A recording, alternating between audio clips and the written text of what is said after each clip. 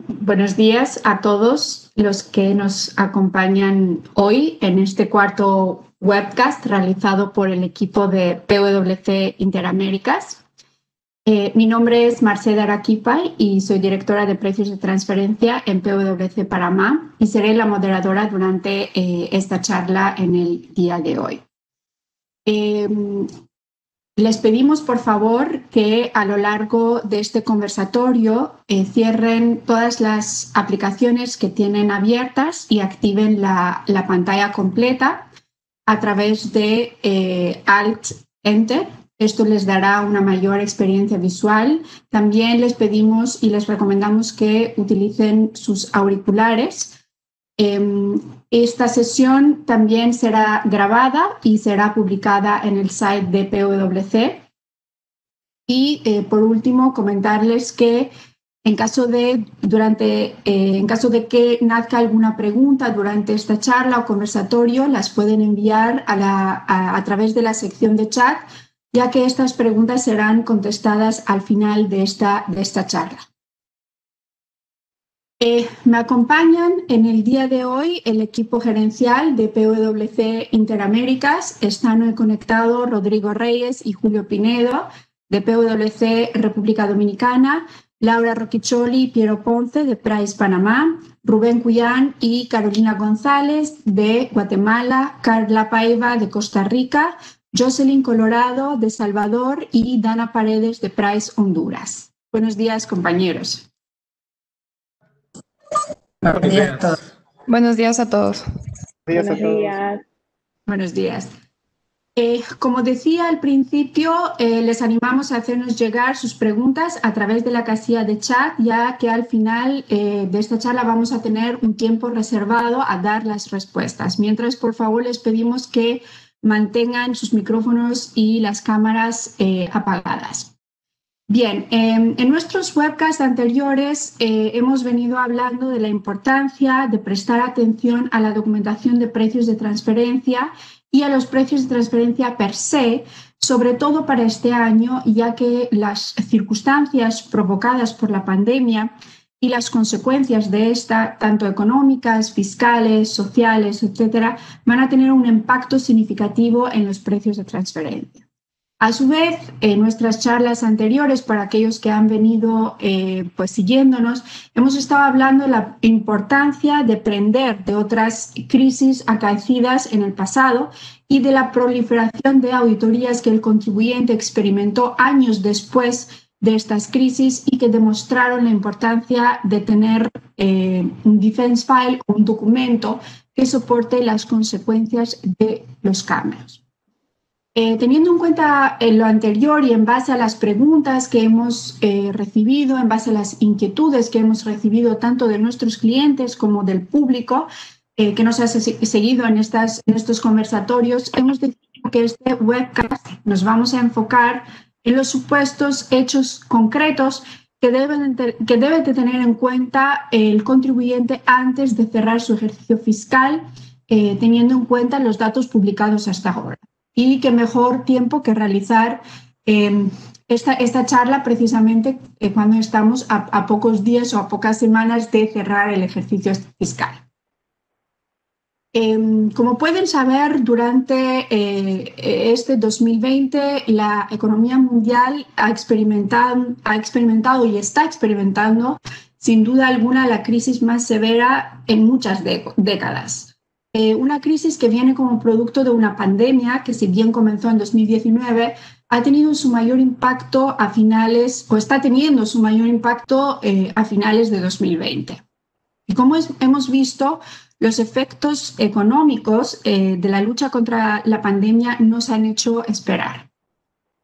Concretamente, el PIB del segundo trimestre de este año se contrajo con respecto al mismo trimestre de 2019 en un 10% en Estados Unidos y en Japón, mientras que en Europa la caída fue aún más dramática, alcanzando el 16%. Por su parte, en China, el golpe más severo se presentó en el primer trimestre con una contracción del casi 7% del PIB, aunque su economía parece haber rebotado y parece haber tenido una forma de V, llegando a crecer a finales de 2020 en un 3,2%. En lo que respecta a la región de Centroamérica y República Dominicana, que es lo que más nos interesa, las medidas de distanciamiento social y confinamiento para prevenir la propagación de la pandemia han conducido a la paralización parcial y a veces total de la actividad económica. De acuerdo con los datos del Fondo Monetario Internacional publicados hasta ahora, el crecimiento del PIB de Centroamérica y República Dominicana ha sufrido una contracción de alrededor del 6%. Los países que han presentado una mayor contracción para octubre de 2020 son Panamá, El Salvador, ambos con contracciones del 9%, por tanto una cifra importante. Por su parte, Honduras y República Dominicana registraron contracciones del 6,6% y 6% respectivamente.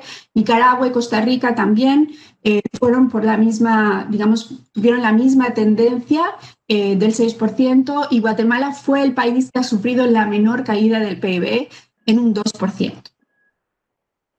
Por otra parte, es importante mencionar que el aparato productivo de Centroamérica y República Dominicana se ha visto perjudicado principalmente en rubros tales como el comercio, el transporte, los hoteles, restaurantes, servicios de entretenimiento, etcétera. Entre otras actividades que están orientadas a la prestación de servicios son las que han sufrido caídas y han sufrido en la crisis, y teniendo en cuenta que estos rubros del PIB aportan, digamos, el 35% de este indicador en la región. Por tanto, teniendo en cuenta todo este panorama, todo lo que he estado comentando hasta ahora, nace la pregunta: ¿qué es lo que está pasando concretamente en cada uno de los países de la región y qué medidas están tomando los países en concreto? Cedo la palabra a mi compañera Laura para que nos profundice sobre ello y nos indique qué es lo que está pasando en cada uno de los países de Centroamérica, incluyendo también República Dominicana. Hola, gracias Marcela. Hola a todos. Como bien comentabas, los indicadores de Centroamérica y República Dominicana se han visto afectados por ciertos sectores en particular, y claramente la recuperación dependerá de cuánto persistan estas medidas de distanciamiento social y confinamiento implementadas por cada uno de los países, así como también la apertura de fronteras. Vamos a dar un repaso rápido en las medidas que se han implementado en los gobiernos de la región para tener un panorama más general. En el caso de Panamá, por ejemplo, las fronteras cerraron el día 22 de marzo y hasta el día 12 de octubre solamente se permitía la llegada de vuelos internacionales en escala, pero sin dejar entrar a los países, al país a los pasajeros. Actualmente, las fronteras están abiertas y los turistas pueden ingresar tras tener un certificado negativo de COVID o haciéndose una prueba en el mismo aeropuerto, cuyo resultado se les entrega en media hora. Si en caso de dar positivo, obviamente la persona deberá cumplir con los protocolos de bioseguridad decretados por el Ministerio de Salud y tiene que hacer una cuarentena en un hotel designado. Por otra parte, en lo que respecta a las medidas internas del país, en la actualidad se tiene toque de queda desde las 9 p.m. a las 5 a.m., aunque, bueno, la noche de ayer se anunciaron unas medidas más restrictivas para los siguientes 15 días, lo cual obviamente tendrá un impacto económico en determinados sectores.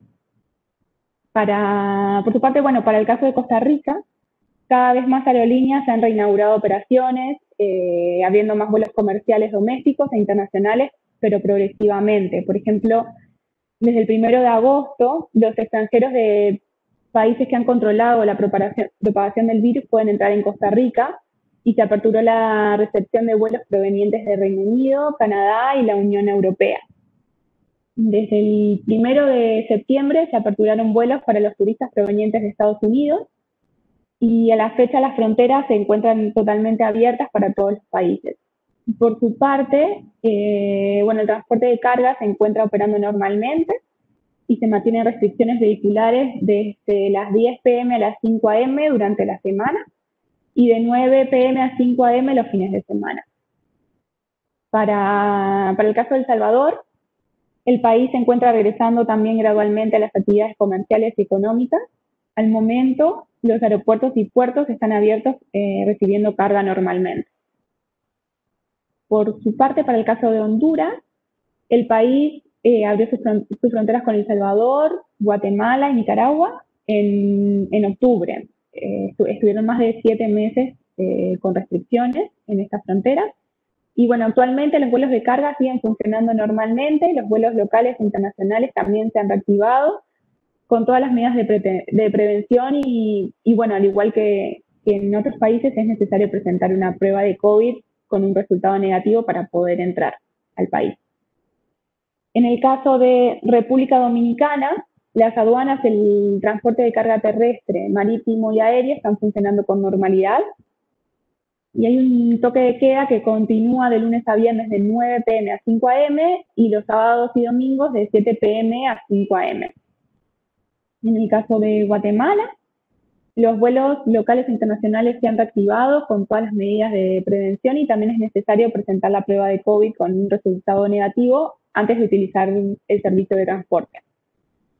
Los vuelos de carga siguen operando con normalidad y a partir del 1 de octubre sí quedó sin efecto el toque de queda que había. Por último, en el caso de Nicaragua, las aduanas y el transporte de carga terrestre, marítimo y aéreo están funcionando con normalidad y los pasajeros que quieran ingresar al país tienen que contar con la prueba de COVID también negativa. Y bueno, sumado a esto, a estas restricciones que se han aplicado en los diferentes países, no queríamos dejar de mencionar también que los diferentes gobiernos han implementado ciertas ayudas económicas y a sectores y a contribuyentes de la economía. Por ejemplo, lo que hemos visto en la mayoría de países de la región son, por un lado, prórrogas para la presentación de obligaciones tributarias, dando un alivio a la preparación de declaraciones y documentos que se presentan ante las autoridades competentes. Y bueno, por otro lado, también se han visto periodos de amnistía para el pago de impuestos. Esto, sin duda, da un gran alivio a los contribuyentes, sobre todo a aquellos que se han visto obligados a disminuir las actividades por causa de los efectos del COVID. Perfecto, muchísimas gracias, Laura. Desde luego vamos a esperar novedades y también esto nos va a afectar, es decir, las consecuencias no van a parar ni sabemos las consecuencias finales porque cada vez más los países cambian sus medidas y bueno, tienen anunciamientos constantes, ¿no? Ahora mis compañeras Carla y Dana nos estarán hablando sobre las consecuencias de esta crisis en las industrias más importantes, teniendo en cuenta las características de las economías de la región. Buenos días, muchas gracias, Marcela. Sí, efectivamente, bueno, como ustedes veían en la introducción que Marcela y Laura amablemente nos compartieron, vemos cómo se ha comportado la economía en la región, ¿verdad? Y a continuación lo que sí quisiéramos presentarles es cómo ha sido el comportamiento a nivel económico, pero ya desde el punto de vista de las industrias en cada uno de los países de nuestra región. Este resumen breve que les vamos a hacer para luego darle pie a nuestros compañeros va a ser con base en información del Banco Central de cada uno de los países de la región, así como información tomada del Consejo Monetario Centroamericano. Como podrán ver en las imágenes a continuación, les vamos a presentar información por industria, como les mencionaba, de Costa Rica, Guatemala, El Salvador, Honduras y Nicaragua. En el caso específico de Panamá y República Dominicana lo vamos a hacer en términos generales porque estos países no publican la información de manera segregada, sino en términos generales, ¿ok? Y vamos a tomar como información base el IMAE, que es un indicador que nos muestra cómo se mide la evolución de la actividad económica en el corto plazo. En el caso de la mayoría de los países vamos a hablar con información a septiembre porque es la última información que está disponible. Y en el caso particular de Guatemala hablaremos con información a junio, dado que, como les menciono, pues es la información que está disponible a la fecha. En el caso de Costa Rica, que es el primer país que tenemos en la pantalla, vemos que ha tenido una caída importante interanual del 7% y que las industrias más afectadas, si las comparamos con 2019, ¿ok? Al mes de septiembre han sido la industria de manufactura, la construcción, transporte y almacenamiento. Esto debido, por supuesto, a los cierres de frontera, los cuales no solo afectaron el transporte, sino la entrada de turistas al país. Y bueno, nuestra región es bastante dependiente en algunos países del sector turista, como es el caso de Costa Rica. Obviamente hubo una afectación en el ingreso de la población costarricense. Esto repercute en el comercio, caída de demanda de ciertos productos y servicios. Hubo reducción en las jornadas laborales como políticas del gobierno. Hubo cierres generalizados al principio de la pandemia, no solamente a nivel mundial, sino vemos en el caso de Costa Rica, sin duda hubo una paralización importante al inicio, aunque no del todo o no al 100%, y esto va a tener efectos sin duda alguna sobre la economía y sobre ciertos sectores en específico. Además de eso, en el caso de Costa Rica tuvimos ciertas manifestaciones de parte de la población y de transportistas, entonces eso hizo que se profundizaran más los problemas económicos en ciertos sectores, porque hubo cierres de fronteras, cierres de vías, entre otros.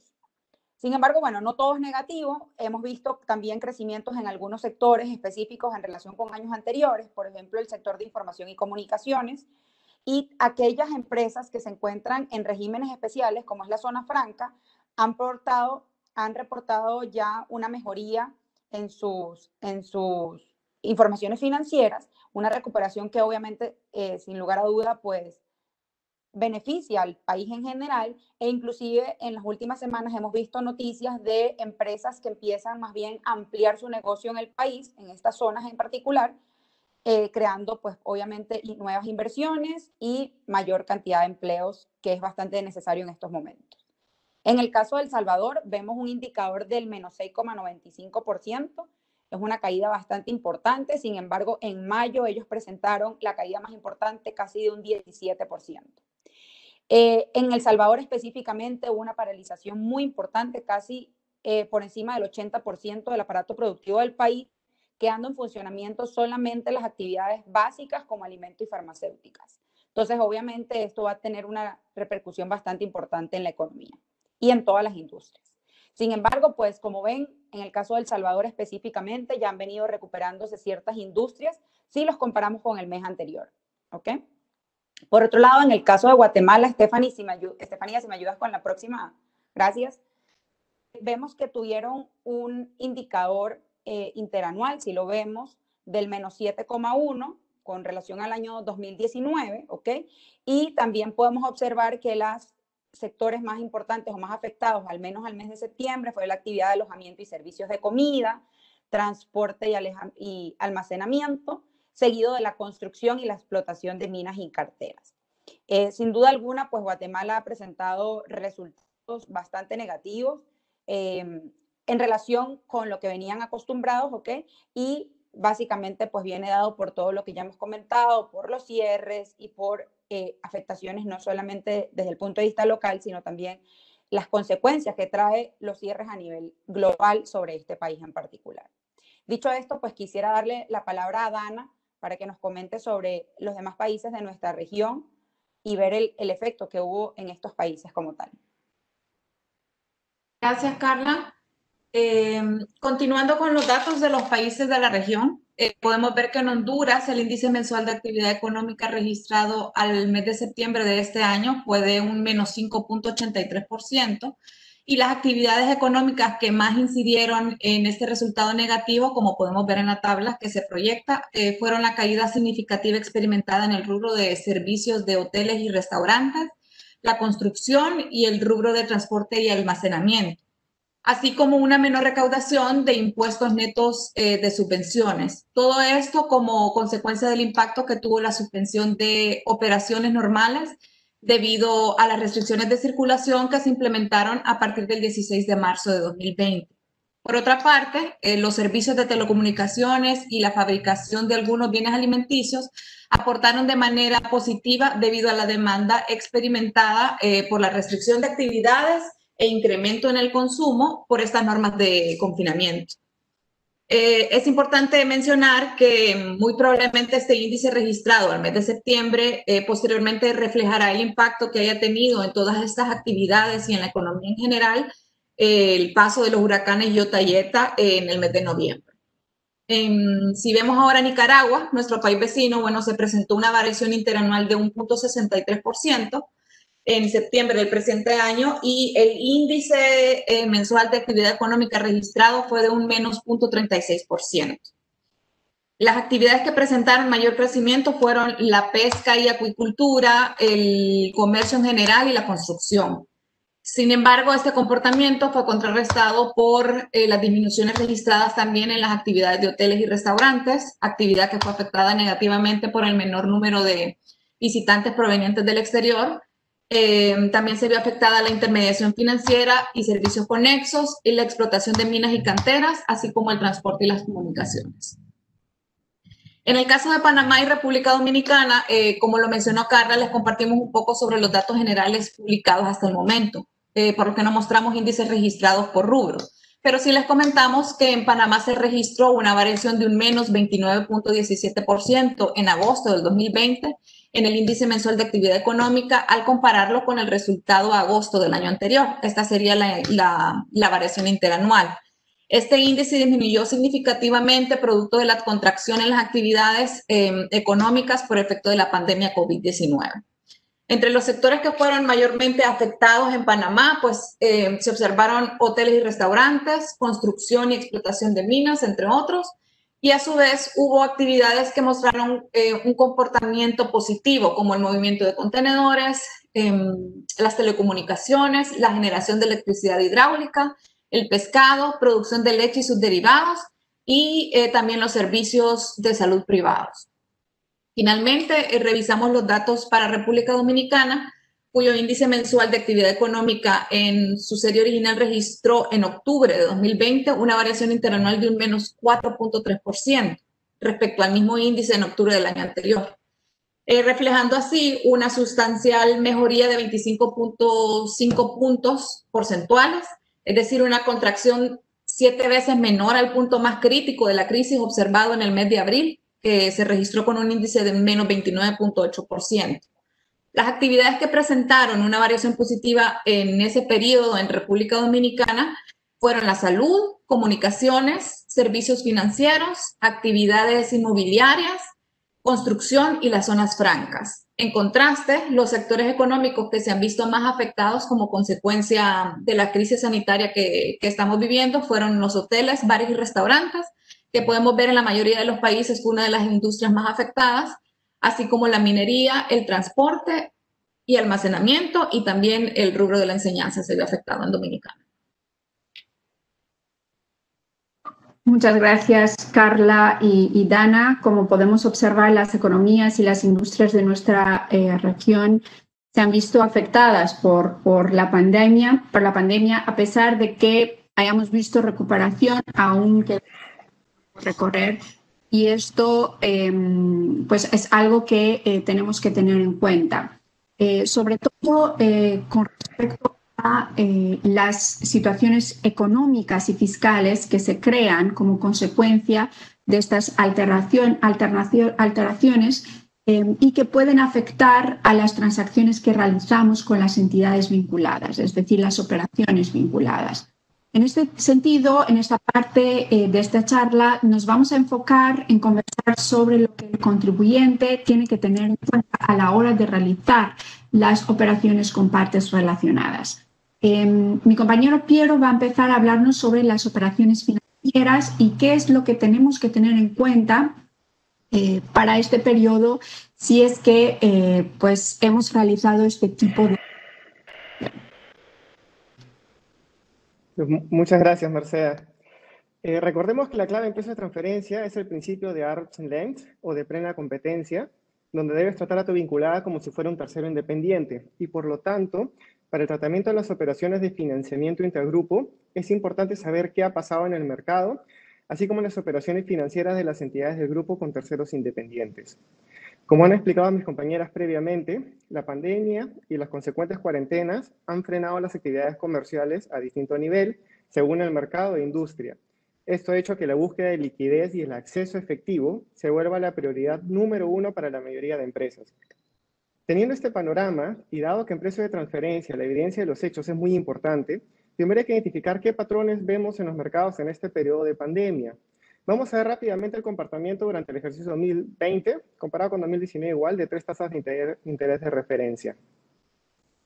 En la siguiente lámina vamos a ver la tasa Prime, que pasó a inicios de 2020. Como van a ver, era de 4.75% y pasó a 3.25% el 14 de diciembre, lo cual es 1.5% menos. La siguiente, vamos a ver la tasa LIBOR en dólares. En este caso, como referencia, hemos usado 12 meses y van a ver que desde inicio del año era una tasa de 2% y está finalizando el año con 0.34%. Vale mencionar también acá que entre el mes de marzo y abril hubo un pequeño aumento, una pequeña variación hacia arriba y luego vino la continuación del decrecimiento. También cabe mencionar que la LIBOR tiene fecha de expiración que es el 31 de diciembre de 2021, así que algunas entidades tendrán que actualizar pronto sus financiamientos. Finalmente, en la siguiente tenemos el Euribor. Y a diferencia de las dos primeras, vemos cómo desde septiembre de 2019 a mayo 2020 se ha mantenido más o menos constante y por el contrario ha habido un aumento, de marzo a mayo, pasando de menos 0.34 a menos 0.05% para volver a caer hasta menos 0.5% el 14 de diciembre de 2020. Acá también vamos a ver que hay estos picos entre marzo, abril, mayo. Entonces, estos picos estarían explicados por esos momentos de incertidumbre al comienzo de la pandemia, donde muchas empresas aún estaban dispuestas a aceptar una mayor tasa de interés por la urgencia de obtener liquidez.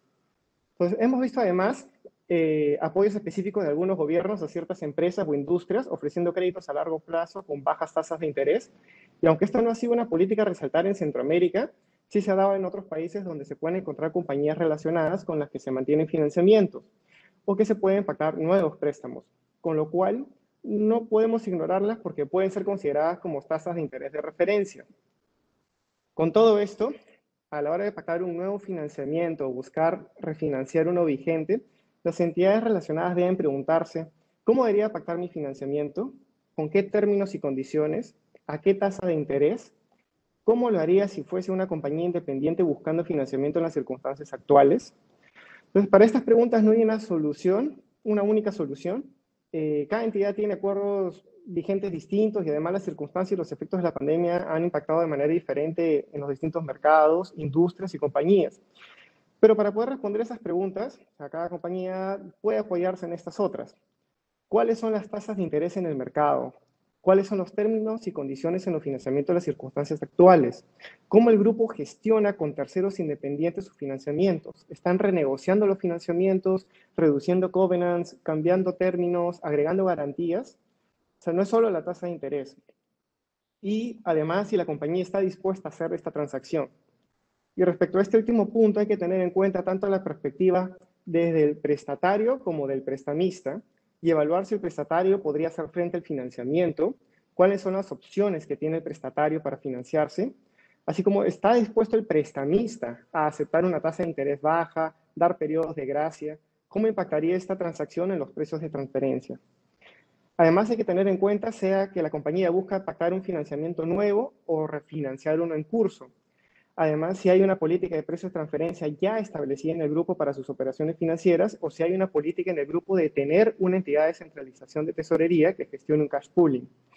Y donde hay un cash pooling o se quiere establecer uno, hay que evaluar en las circunstancias actuales la manera más rápida y eficiente para que las empresas del grupo puedan acceder al efectivo, pero respetando siempre los valores de mercado.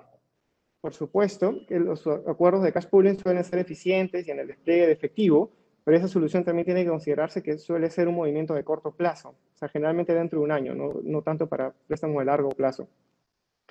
También hay que tener en cuenta que las cuentas por cobrar, los préstamos, así como las reglas de capitalización son importantes en el grupo para propósitos de la estructuración fiscal que debe tener debe hacerse desde una perspectiva global.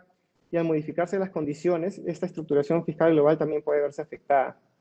Por otra parte, desde el lado legal, respecto a los financiamientos en curso, hay que mirar esos acuerdos y verlo de la perspectiva actual y ver si como prestamista tengo la capacidad de cobrar la deuda según contrato y que no haya un incumplimiento en el pago por parte de la contraparte. Y desde la perspectiva del prestatario, si hay estipulada alguna flexibilidad en el crédito ¿O hay algo en el acuerdo que me permita tener periodos de gracia? Ver lo que tiene el grupo con terceros también y usarlos como referencias para las operaciones intercompañía, considerando también lo legalmente acordado y ver si hay cierta flexibilidad también con esos terceros. No podemos dejar de mencionar que en febrero del 2020, recientemente, la OTE publicó guías de precios de transferencias para transacciones financieras, o también llamado el capítulo 10, dado que en las últimas guías del 2017 salieron 9 capítulos y este capítulo viene a complementarlo. Y proporciona un marco para abordar justamente todas estas preguntas que los contribuyentes deben considerar a la hora de refinanciar sus deudas o crear nuevas transacciones de financiamiento intragrupo.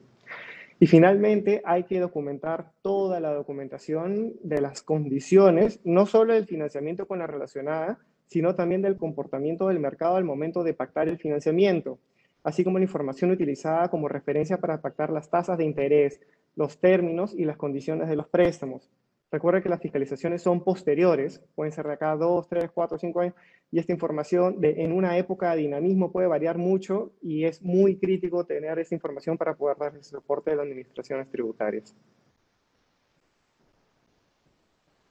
Muchas gracias, Piero. Muy interesante y muy importante el hecho de documentar cualquier cambio, no solo en las operaciones financieras, sino que cualquier cambio que haya podido suceder en el grupo y en las operaciones vinculadas como consecuencia de esta crisis, ¿no?, que estamos viviendo. Antes de continuar con el siguiente grupo de operaciones correlacionadas, recordarles que esta sesión está siendo grabada y va a ser compartida en el site de PwC, donde podrán encontrar, entre otro material, esta grabación y también la grabación de los demás webcasts que hemos venido dando hasta ahora.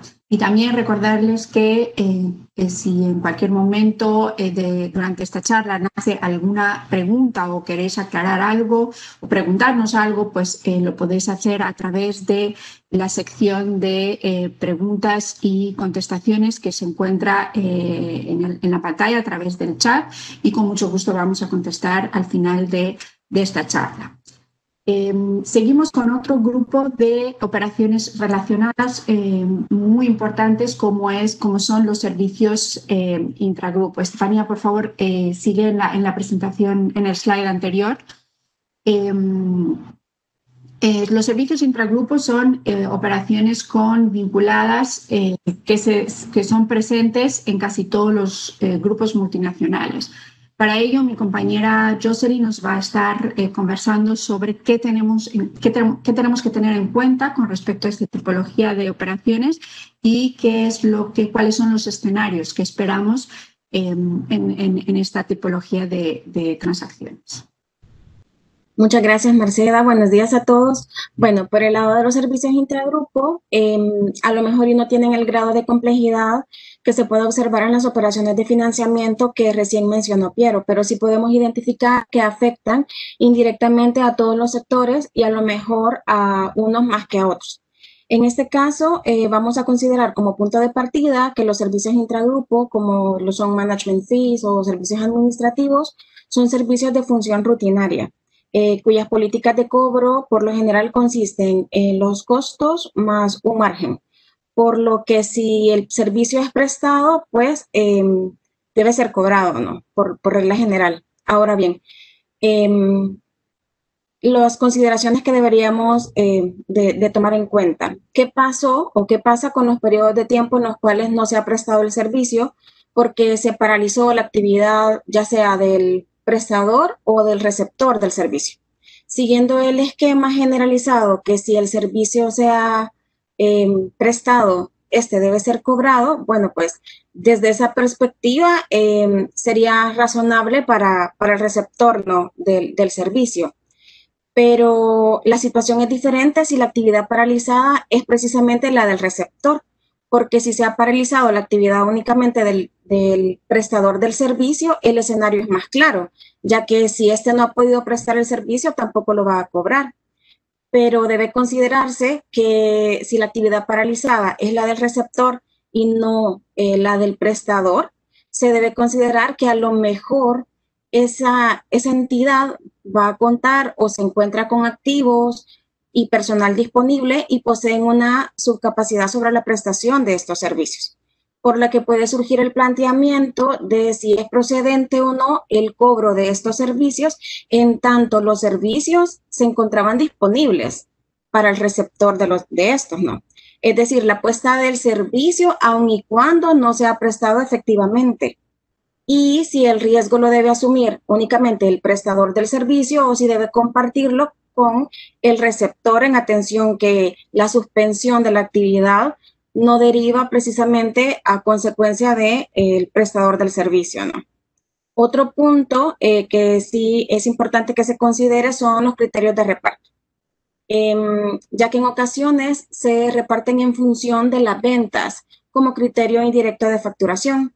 Pero si estas ventas han variado significativamente en el año 2020, ya sea en función de los receptores por el tema de la ubicación geográfica o la industria, bueno, surge el planteamiento si ese cobro tiene sentido realizarlo siempre en función de las ventas o si puede aplicarse en función de las ventas del año anterior, que es, digamos, el 2019, que fue un año normal en la economía, o si no se considera el año 2019 y se considera el año 2020, pero con la dedicación efectiva, no del 2020, las ventas de la dedicación efectiva, considerando las particularidades de este año, ¿no? De toda esta situación extraordinaria.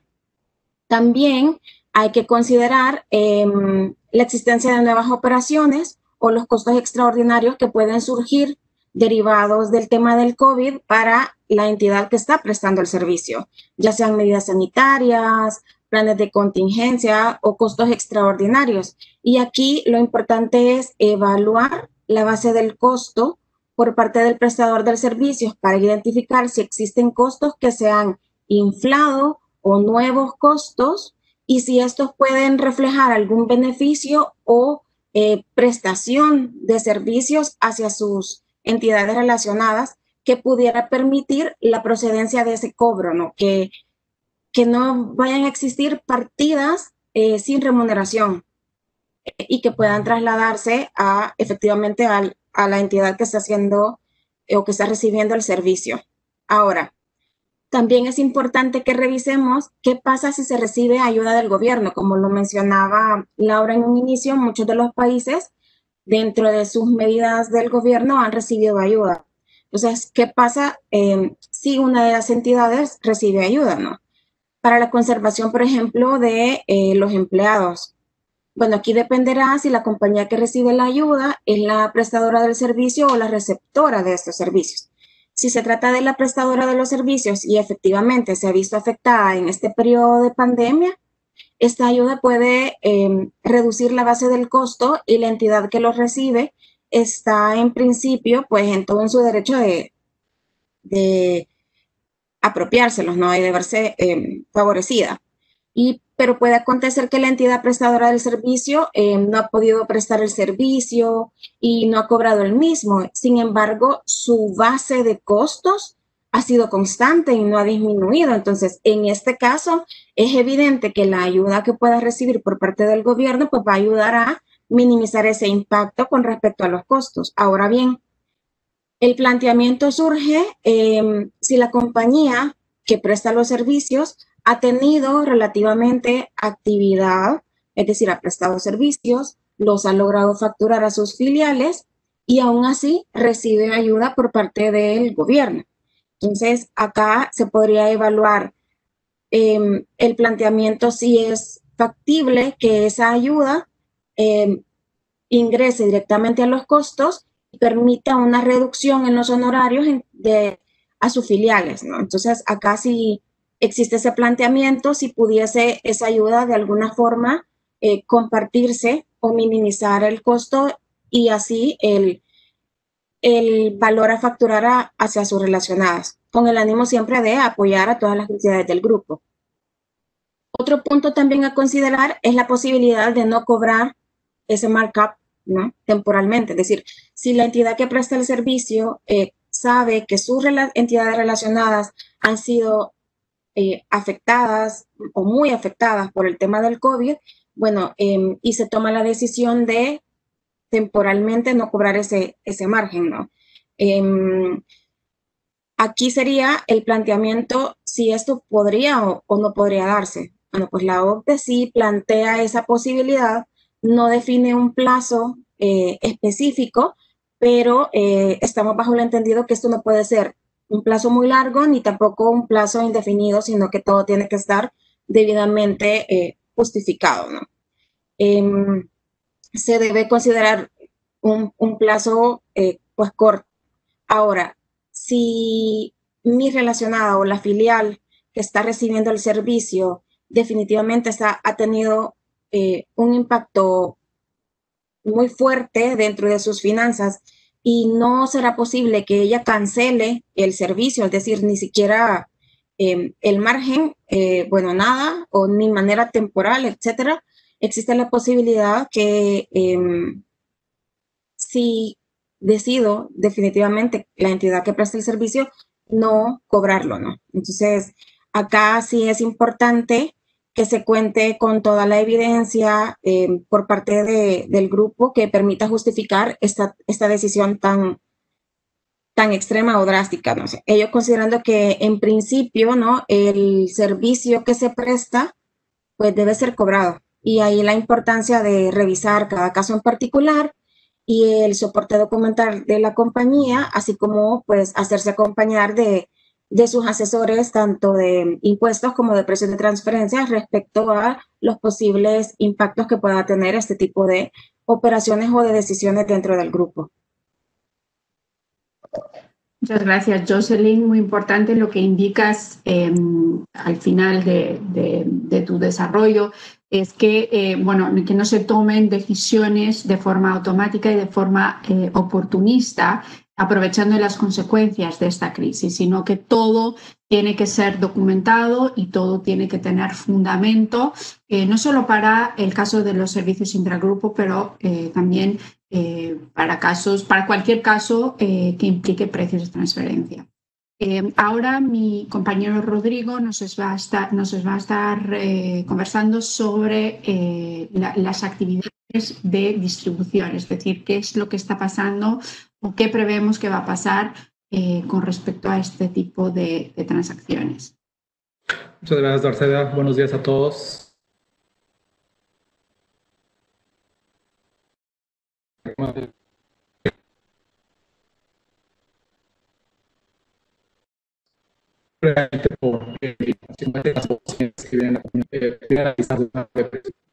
Por un lado, analizarlos con una actitud proactiva que nos pueda permitir una mejor posición fiscal o cualquier riesgo a futuro.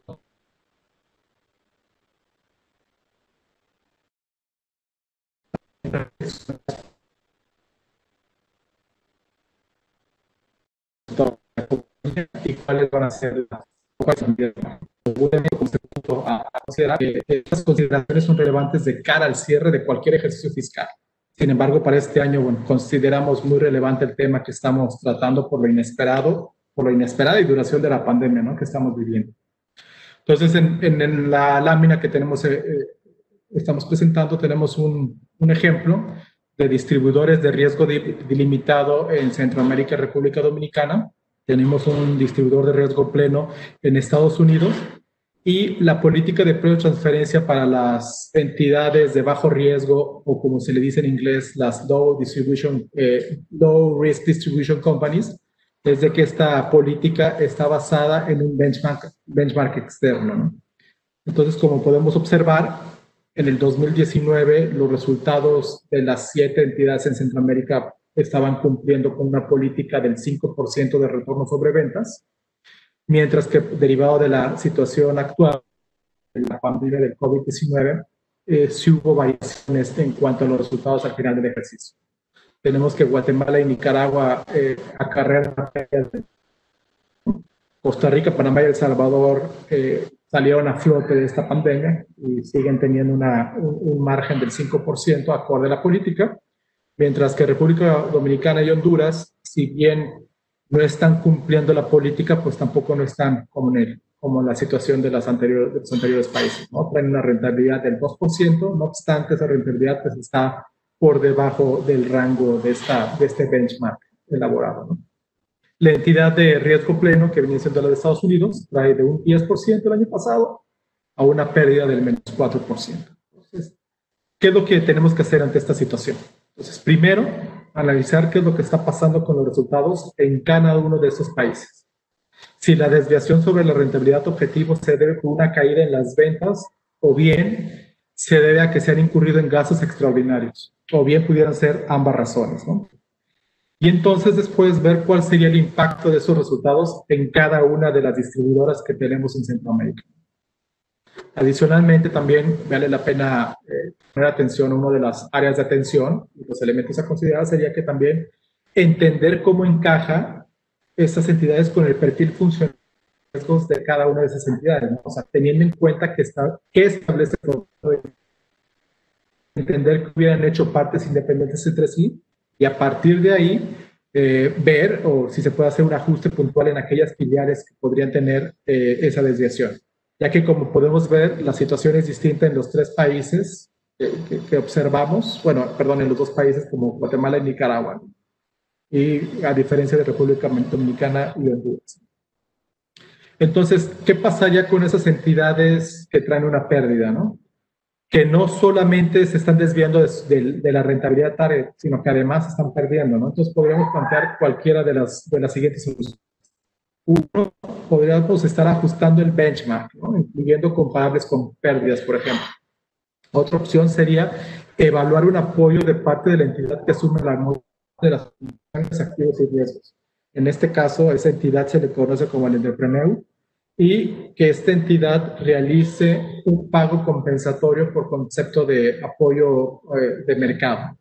Como otra opción a evaluar sería cuál hubiera sido la situación de estas dos filiales antes o excluyendo el impacto derivado del COVID, ¿no? Ver cuáles eran sus resultados quizás los primeros 3 meses del ejercicio y extrapolar, si es posible, extrapolar los resultados para completar un ejercicio fiscal y ver cuál hubiera sido la situación sin ese efecto negativo, ¿no? Otra opción también podría ser, bueno, pues comparar inclusive con los datos del presupuesto, o sea, qué es lo que la gerencia había observado, cuáles eran los planes de la gerencia en el ejercicio 2020 previo a la pandemia. Otra opción también a evaluar y analizar sería, bueno, no nada más agarrar el 2020 como el año sujeto a análisis, sino que pudiéramos ir 1 o 2 ejercicios atrás para ver cuál hubiera sido cuál es la tendencia que traía años anteriores y cómo se hubiera un periodo más grande de tiempo, ¿no? Otra de las potenciales áreas de atención es de que revisar que a lo mejor estas entidades no son entidades de riesgo limitado, ¿no? Se categorizaban como entidades de riesgo limitado. Puede ser que cuando se haga, derivado de esta situación, se haga una inspección a profundidad sobre su perfil de funciones y riesgos, quizás podremos estar recaracterizando estas entidades y establecer una nueva realidad funcional y de riesgos. Esto conllevaría a modificar la política intercompañía que tiene el grupo multinacional. Lo que sí es importante recalcar y en las siguientes conversaciones con mis compañeros también, el punto que ellos están recalcando, es de que no podemos estar cambiando la política de forma oportunista o a nuestra conveniencia, ¿no? Realmente tiene que haber una coherencia con el pasado y pensar sobre las decisiones que tomemos en el presente y también el impacto que van a traer esas decisiones del presente en el futuro. Entonces, por último, ¿qué pasaría con la entidad de Estados Unidos, ¿no? Prácticamente, realmente esa entidad puede perder, y es la pregunta, ¿puede perder por el simple hecho de que es un distribuidor de riesgo pleno? Nuevamente, la respuesta sería, bueno, hay que ver cuáles son los riesgos que esta entidad está asumiendo, ¿no? Y cuál de esos riesgos la entidad puede controlar y gestionar. Y ver cuáles son las funciones que realmente dice que realiza y cuáles son las que en realidad realiza. Una vez identificado todo esto, y se llega a una conclusión de que efectivamente es un distribuidor de riesgo pleno, entonces esta entidad, pues sí, por su perfil, estaría incurriendo en una pérdida dada su caracterización, ¿no? Y prácticamente este ejemplo o este modelo de distribución, pues lo podemos escalar a en Centroamérica, ¿no? Ya desde, bueno, automotriz, bienes de consumo, farma, etcétera. Perfecto, muchísimas gracias, Rodrigo, por esta introducción. Vamos a pasar ahora a aquellas entidades que implican actividades de fabricación o manufactura. Julio, ¿qué es lo que tenemos que tener en cuenta en estos casos?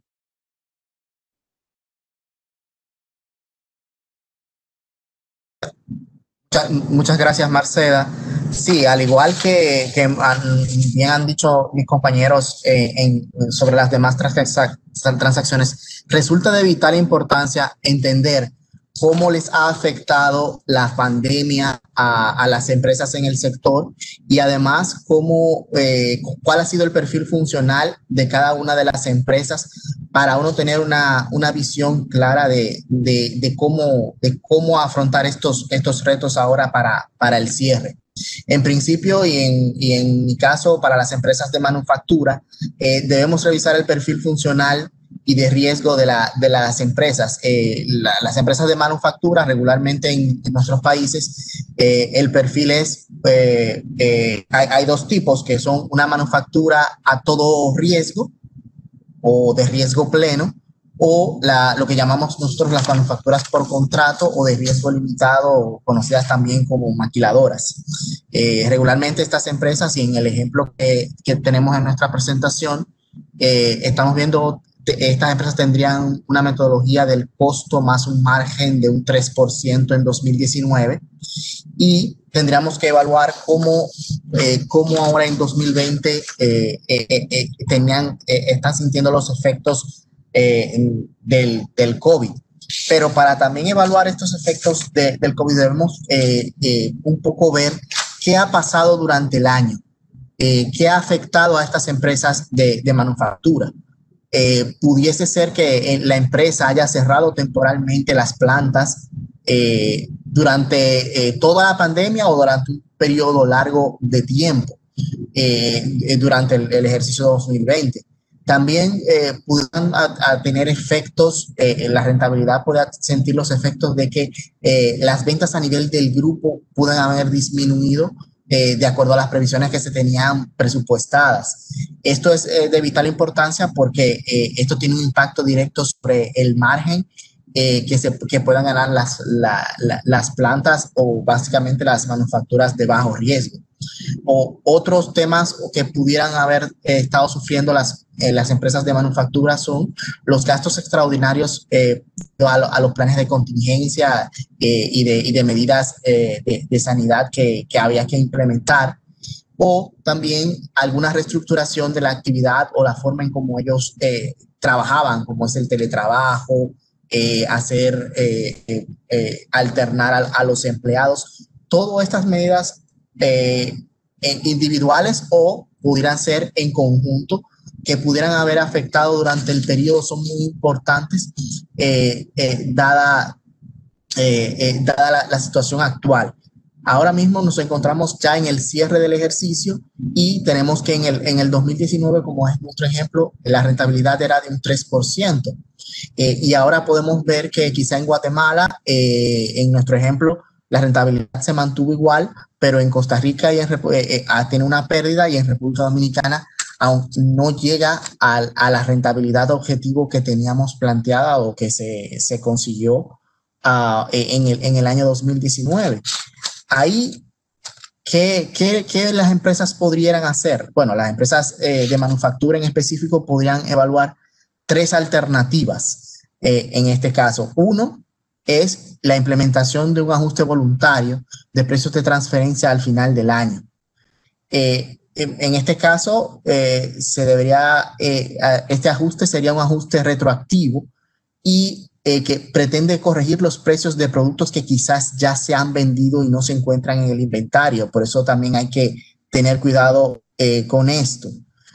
Por otro lado, este impacto también tendrías que evaluar el impacto que tendría este tema en cuanto a los impuestos indirectos o los impuestos aduanales que ya se han pagado por la empresa por estos productos. La segunda alternativa que pudiera ser sería una compensación de gastos por parte de la casa matriz o de la empresa que le encarga a la manufactura del producto, derivados de que la empresa pudo haber estado con capacidad ociosa o trabajando bajo su capacidad, o debido a los gastos extraordinarios que sufrieron por los temas que te habíamos comentado de la pandemia, y gastos que no se tenían previstos al principio del año. Otra posibilidad que pudieran evaluar las empresas es tratar de reducir la remuneración lo más posible.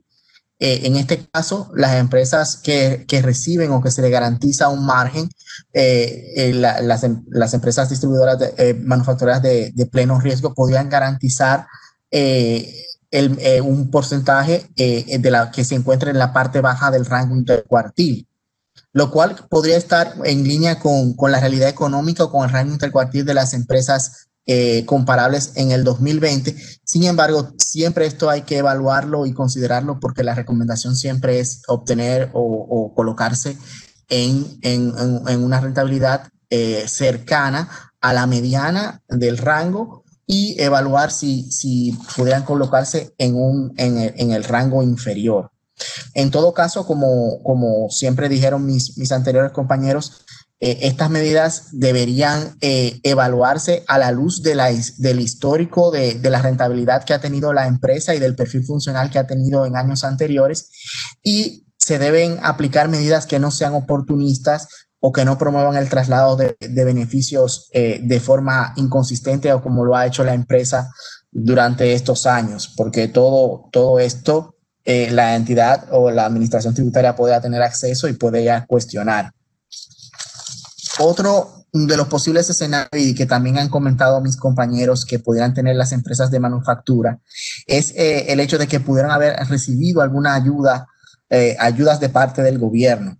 En ese caso, podríamos plantearnos también 3 casos, y es que la rentabilidad del fabricante pudiera ser del 3%, como la tenemos en el ejemplo, y la empresa recibe una subvención. Esto podría llevar la rentabilidad objetivo a un 4%, podríamos decir. En este caso se debe evaluar si esto es razonable y si esto es consistente con las políticas que tiene la compañía o con los comparables que tiene la empresa, y a ver si esto tiene sentido de tener un margen superior al que se tenía en años anteriores debido a la pandemia.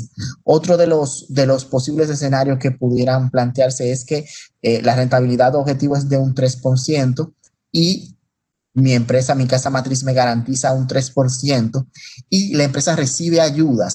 Estas ayudas pudieran ser involuntariamente transferidas o automáticamente a través de la política de precios de transferencia hacia el entrepreneur. Esto hay que tener mucho cuidado, porque esto quizá podría no ser visto de muy buena manera por las autoridades fiscales, porque los incentivos o las ayudas son dados en principio para ser aprovechadas en las empresas, para ser aprovechadas dentro del territorio y para ayudar a la economía, a la estabilización o a la recuperación de la economía en el territorio, y no para que esas ayudas sean trasladadas a través de políticas de precio de transferencia hacia otros renglones. Y al final, pues como siempre, podríamos tener una alternativa mixta, que sería también evaluar si bajar la rentabilidad de acuerdo a lo que se considera de mercado, y en este contexto recibir la ayuda, lo que haría es llevar a esta rentabilidad al objetivo que se tenía o a lo históricamente que se había obtenido en años anteriores. Esto podría tener cierto sentido económico, ya que para esto son las ayudas, para a ayudar a que la empresa pueda mantenerse y estabilizarse y quizás poder terminar con una rentabilidad igual a la que tuvieran en años anteriores. Todo esto no debería evaluarse cada caso y siempre teniendo en cuenta el perfil funcional de la entidad y el comportamiento histórico que ha tenido la rentabilidad y la compañía a lo largo de los años. Muchas gracias, Julio. Por último, pero no menos importante, es la operación las operaciones vinculadas que implican el pago de una regalía. Carolina, ¿cuáles son los puntos que debe tener en cuenta el contribuyente en el caso de regalías, sobre todo cuando las empresas presentan pérdidas y después tienen que hacer el pago a su vinculada por dicho concepto? Muchas gracias, Marcela. Muy buenos días a todos. Como tú bien mencionas, es importante tomar en consideración algunos aspectos para las transacciones de regalías frente a una situación que está generando pérdida. Para este caso, vamos a ejemplificar una transacción dada entre España y Estados Unidos, como ustedes lo pueden ver en su pantalla, siendo este un distribuidor de riesgo pleno, y en este caso vamos a asumir de que existe un intangible como una licencia de marca con Estados Unidos y se realiza pues posteriormente un cobro de royalty por el uso de ese intangible para explotar en el negocio. Evidentemente, pues el punto de partida es considerar si se tiene un contrato en esta transacción y una remuneración en el nivel de función de ventas, como lo es muy habitual en el cobro de royalty, y efectivamente en este caso, pues la compañía está reportando una disminución o una baja en sus ingresos por las operaciones realizadas. Esto, pues como consecuencia, va a representar una disminución en el nivel de cobro que se ha realizado históricamente en esta operación, y pues entra en juego evaluar la materialidad del importe o dicha disminución. En estas situaciones vale mucho la pena entrar a analizar otras alternativas que sean convenientes para las partes involucradas, como por ejemplo, nos podemos plantear o se puede evaluar el no cobrar este royalty, suspender su cobro parcialmente, al menos esto en un lapso de tiempo durante se tenga una reactivación económica o una mejora desde la perspectiva en las actividades. Bueno, pues este es un tema que entra bastante a debate, y de acuerdo al caso que estamos ilustrando en pantalla, vemos que en su mayoría para el año 2020 las compañías están sufriendo o reportando una caída respecto de sus ventas, y esto como parte del ejemplo, como mencionaba, tenemos un distribuidor de riesgo pleno que tenía una rentabilidad de 10% el año anterior y pues ha pasado a tener una rentabilidad de menos 4% en este año. Es cierto, válido que encaja que siendo un distribuidor de riesgo pleno, lo cual quiere decir que a mayor desarrollo de funciones y asunción de riesgos, pues tienden a tener una rentabilidad más alta, y pues posteriormente, como impacto de la crisis mundial actual, tiene una caída significante en su rentabilidad. Entonces podemos plantearnos las siguientes interrogantes bajo este escenario, tales como: primero, pues tiene sentido que se siga cobrando.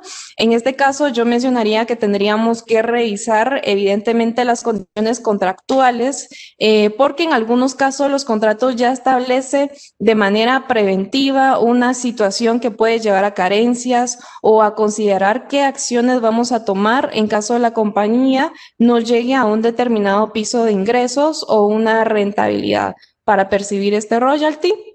Y si en dado caso no se está regulando en el contrato este tipo de situaciones, se debe de plantear que de una manera excepcional la cesión del cobro, teniendo en cuenta que entraría una justificación bajo la situación actual que estamos pasando. Como segundo planteamiento, yo mencionaría que podemos tratar de reducir el royalty, al menos temporalmente, que tengamos que considerar. ¿Qué tenemos que considerar en esta alternativa? Pues de primera mano, evaluar en dónde se posiciona mi royalty dentro del rango intercuartil de libre competencia. ¿Qué quiero mencionar con esto? Si el royalty establecido se ubica dentro de mediana y cuartil superior, pues efectivamente ahí tenemos una posibilidad de disminuir el royalty pactado, y lo importante es de que siempre y cuando, como mencionaba, se ubique dentro del rango intercuartil, que en este caso pues pasaría a ubicarse entre mediana y el cuartil inferior. ¿Por cuánto tiempo? Pues nos han preguntado. Yo mencionaría que debería ser temporalmente. Incluso en algunas ocasiones se puede plantear que posteriormente hacer una compensación de esta baja en el corto plazo. ¿Qué significa? Bueno, pues a medida que las circunstancias económicas van mejorando, podemos retomar el royalty ya establecido o irlo incrementando levemente con los siguientes años para recuperar esta disminución en este determinado tiempo. De tal manera que en un periodo conjunto se mantenga el equilibrio económico que tanto hemos hablado en las partes involucradas. La importancia acá es de mantener una relación económica y operacional sana de acuerdo con las operaciones. Y por último, tenemos que considerar quizás a un medio plazo que la crisis pues es incierta, nos ha afectado, y no solo en las operaciones y los resultados actuales, sino también en cuanto a todas las expectativas y proyecciones en términos de EBIT y EBITDA. Esto sin duda es un evento que, como mencionaba, impacta en nuestro esquema de remuneración por intangibles al día de hoy, y que pues era difícil de preverse esta situación. Pero efectivamente no se puede plantear si este efecto en dichas expectativas o proyecciones es tan incierto, perdura en el tiempo. Entonces acá lo importante es evaluar la necesidad de realizar una revisión de la propia política de intangibles como un efecto a largo plazo y no como una medida temporal o parcial. Si es necesario identificar las correcciones que se tengan que realizar, tomar acciones sobre ellas, y lo importante es que todo debe de ser adaptado a la situación actual como un efecto hacia el futuro. Lo importante en todo caso, y concluyo con esto, resaltando que cualquier alternativa para reducción, cese de cobro o cambio de la política en dicha operación de intangibles se debe de realizar en función a lo que es permitido de acuerdo a las directrices de la OSD, las normativas locales, como prácticas permitidas en materias de precios de transferencia. Y pues esto es un buen punto para que posteriormente no tengamos algún riesgo o algún tema con las autoridades tributarias en nuestro país. Muchas gracias. Muchas gracias, Carolina, por esta explicación. Teniendo en cuenta todo lo que han explicado mis compañeros referente a diversas operaciones convinculadas y también referente a la situación creada como consecuencia de esta crisis, la pregunta va para mi compañero Rubén sobre qué podemos llevarnos como consideraciones finales, es decir, qué tiene que tener en cuenta el contribuyente como conclusión final. Genial, Marcela, excelente, estimado equipo. Gracias por todo el input que hemos recibido esta mañana. Yo creo que ha sido muy interesante y podemos sacar mucho provecho. Como decía Marcela y todos los que me antecedieron, en el actual contexto mundial, las industrias y mercados de todo tipo se han visto obligadas a adaptar sus modelos de negocio, las funciones, activos y riesgos a esa nueva normalidad. Esa nueva normalidad marcada por la incertidumbre económica, la falta de liquidez, la interrupción de las cadenas de suministro, la volatilidad de los precios de las materias primas, entre otros aspectos que ya se platicaron. Ahora bien, quizás si hay algo que resaltar, en primer lugar diría que este año 2020 será el primero en reflejar el impacto de la pandemia. Sin embargo, podemos esperar que los efectos de esta situación todavía se extiendan hacia adelante algunos años más, según algunos expertos durante al menos 4 años más. Además, no debemos perder de vista que los fiscos o las administraciones tributarias no iniciarán el escrutinio de los resultados de este año 2020 de forma inmediata, sino que dependiendo del periodo de prescripción en cada uno de los países, podría esperarse una oleada de auditorías relativas al impacto de COVID-19 que puedan desatarse hasta dentro de 2 o dentro de 3 años. Ahora bien, ese intervalo de tiempo podría ser muy desafiante para el contribuyente, puesto que podrían perderse algunos datos respecto a las situaciones específicas que en su momento afectaron a la compañía. O bien puede ser que el personal administrativo que está en este año 2020 trabajando y enfrentando los efectos de la pandemia, en un momento dado en el futuro pueda cambiar, o que simplemente ese personal en su momento pueda que no se acuerde de algunas particularidades que sucedieron en el año 2020 o 2021 que puedan afectar el resultado y que pueda ser esto cuestionado por las autoridades tributarias en años futuros. Pues por lo anterior, como ya hemos dicho en podcasts anteriores y también se ha mencionado un poco en lo que va de las presentaciones de mis antecesores, nuestra recomendación es crear un archivo de Defense File. ¿Qué es un archivo Defense File? Bueno, esto es la documentación apropiada y oportuna de todos esos cambios, de todas esas situaciones que se dieron de forma particular que pudieran haber afectado de manera positiva o negativa el resultado de la compañía. Y menciono positiva porque puede ser que en algunas industrias la pandemia haya traído un incremento que no vaya a ser precisamente lo que todos los años se va a recibir o se va a generar en el negocio. También puede ser un impacto negativo porque se incrementaron los costos, porque las ventas disminuyeron, pero todo eso debería estar debidamente documentado con hechos que sean públicos y notorios. Es decir, ¿esto fue algo que afectó a toda la industria o fue algo que me afectó de manera particular a mí? ¿Verdad? Y ese Defense File tiene que estar diferenciado por situaciones COVID y por situaciones no COVID, ¿verdad? Porque puede ser que alguna compañía en particular atravesó alguna situación muy específica de esa compañía que no forzosamente impactó de manera igual a toda la industria.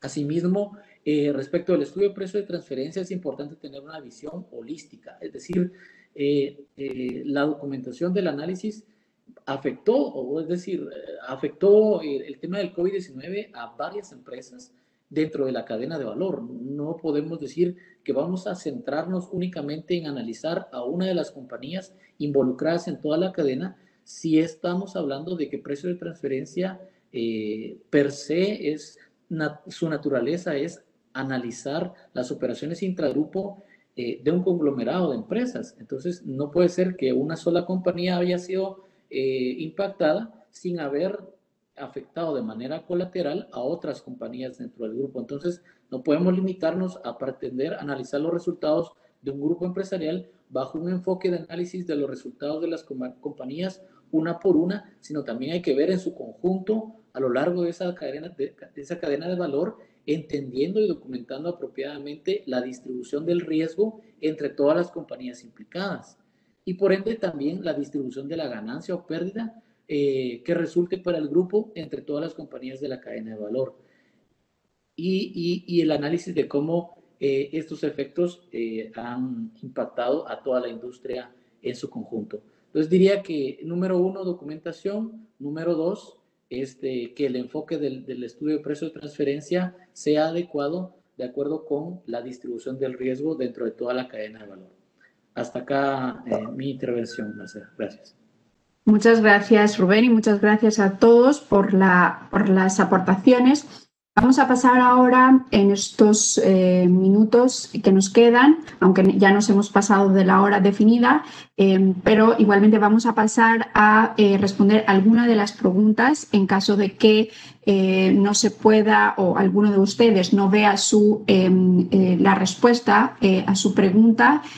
Comentarles que las vamos a responder de manera personalizada a través de un email, teniendo en cuenta el email que han incluido a la hora de registrarse en este Webex. La primera pregunta que nos llega es si tenemos conocimiento sobre emisión de nuevas directrices de la OCDE que aborden los temas de precios de transferencia en el contexto de COVID.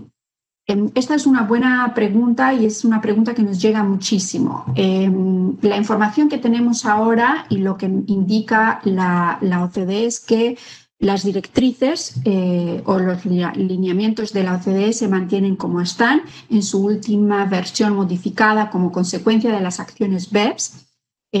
Por tanto, hasta ahora sabemos que no se van a modificar. Lo que sí esperamos y lo que sí ellos han notificado que va a pasar es que se va a publicar una guía complementaria a estas directrices que quizás nos va a dar pues ciertos lineamientos sobre cómo actuar ante las consecuencias de esta crisis que estamos viviendo. Pero reiteramos que hasta ahora no se van a cambiar las directrices de la OCDE, se van a mantener como están.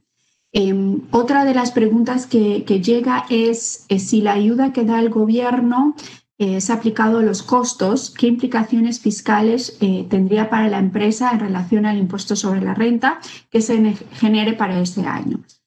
Rubén, no sé si me puedes ayudar con la contestación a esta pregunta. Claro, Marcela, muchas gracias. Sí, esta respuesta va a depender de la normativa de cada país en primera instancia. Sin embargo, de forma general podríamos mencionar que si este tipo de beneficios es gravable o si la misma ley o decreto que otorgó la ayuda establece que ese beneficio no va a ser tomado en cuenta para efectos fiscales, pues eso va a depender, ¿verdad? Si es un tema que no va a tener un impacto de forma que no se va a tomar como un ingreso gravable, entonces eso puede tener cierta forma de tratamiento, pero si por otro lado esto sí va a formar parte de los ingresos, entonces lo que hay que tener en cuenta es que, como ya mencionó Julio en su intervención, esto no vaya a provocar que de alguna manera, ya sea directa o indirecta, esos beneficios se trasladen hacia otra compañía del grupo vía los precios de transferencia. Puede ser que si se está registrando en el costo, lo que haga esto entonces es que el costo disminuya y esto va a mejorar la rentabilidad de la compañía que recibió el beneficio, pero indirectamente puede ser que también beneficie a la compañía del extranjero si de alguna manera el precio de venta también se ve modificado como resultado del tema de que también disminuyó el costo. Entonces, si hay alguna forma en que se está trasladando esa ayuda, eso habría que tomarlo en consideración porque podría ser cuestionado por la administración tributaria también. Perfecto, Rubén, muy claro. Otra pregunta que nos llega es con respecto a las compañías de riesgo limitado. ¿Cómo hace el grupo para garantizar que la pérdida de estas compañías de riesgo limitado también sea en función de sus activos, funciones y riesgos? Rodrigo, si me puedes ayudar con la contestación a esta pregunta. Sí, claro que sí. Bueno, ahí más bien lo entendería, yo lo entiendo al revés de lo que está planteada la pregunta. Más que nada yo lo entiendo como que el grupo multinacional debería de estar garantizando una utilidad a la entidad que está caracterizada como una distribuidora de bajo riesgo acorde a sus funciones, activos y riesgos. Eso es prácticamente, así es como yo la estoy entendiendo. Ahora, por otra parte, si efectivamente tiene una pérdida acorde a las funciones, activos y riesgos, esta entidad pasa de ser una entidad de riesgo limitado a otro tipo de entidad, una entidad de riesgo más complejo, bueno, entonces en ese caso, bueno, esa entidad tendría que estar asumiendo la pérdida, pero de entrada, si existe una política de intercompañía en la cual se remunera este tipo de entidades distribuidoras de riesgo limitado un porcentaje que le garantice un porcentaje de utilidad, pues bueno, el grupo debe garantizar ese margen, ¿no?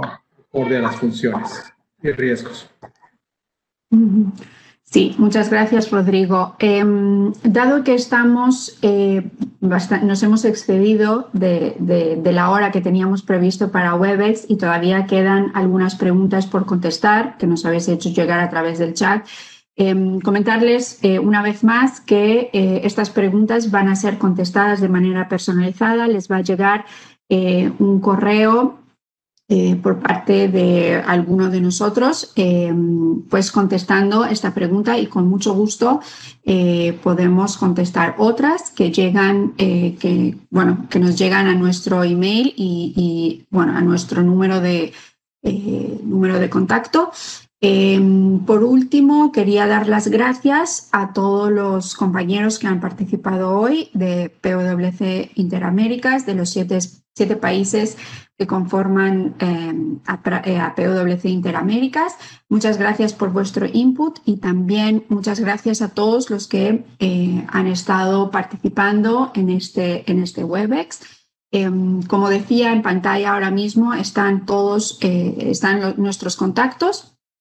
Por tanto, nos pueden estar contactando con total confianza y libertad, que vamos a estar a su disposición para contestar las inquietudes y las consultas que tengan. Una vez más, comentarles que este WebEx ha sido grabado y va a ser publicado en el site de PwC. Igualmente ahí podrán encontrar mucho material como artículos que estamos publicando con una periodicidad mensual, y también otros WebEx que hemos estado impartiendo desde que pues empezó esta situación de crisis como consecuencia de la pandemia. Una vez más, muchas gracias a todos por la participación y que tengan feliz Navidad y feliz Año Nuevo, y espero que nos veamos o nos escuchemos pronto el año que viene. Muchas gracias.